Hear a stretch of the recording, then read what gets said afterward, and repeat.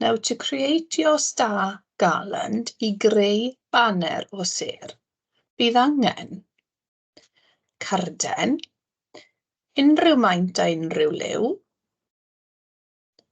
cordyn, string, ribbon, piece of ribbon, tapselo, sellotape, siswrn, scissors, pencil, a twllwr, a hole punch.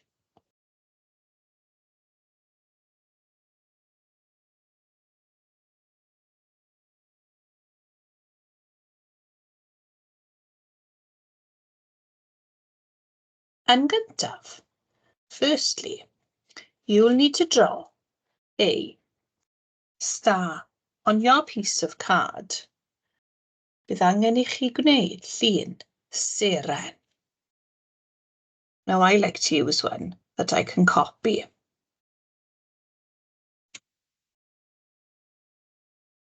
Torrwch yn ofalus o amgylch ochrau y seren. Cut out carefully round the sides of the star.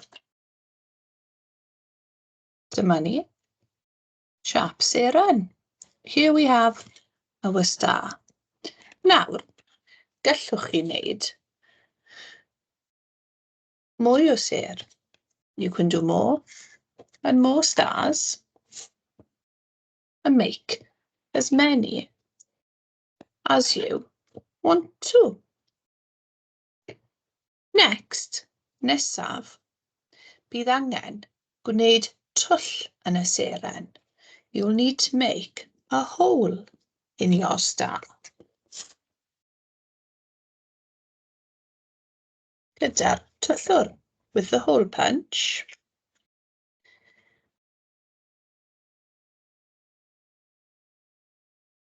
Wnewch twll yn y seren.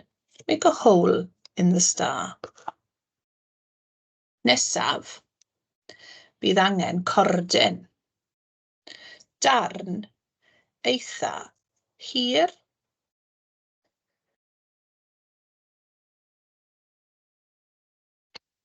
Torrwch yn ofalus. Cut carefully. Defnyddiwch tapselo. Use sellotape to stick one end of the string down. Defnyddiwch tapselo I gludo un ochr o'r cordyn I lawr. Ac yna, lapiwch y gordyn, wrap your string around your star o amgylch y seren.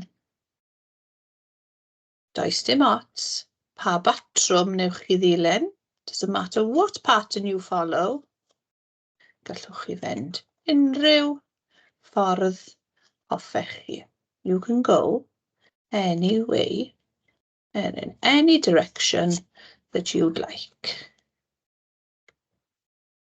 Nes bod eich seren wedi addurno until your star is decorated. Defnyddiwch darn arall o dapselo I rhoi ar y pen arall.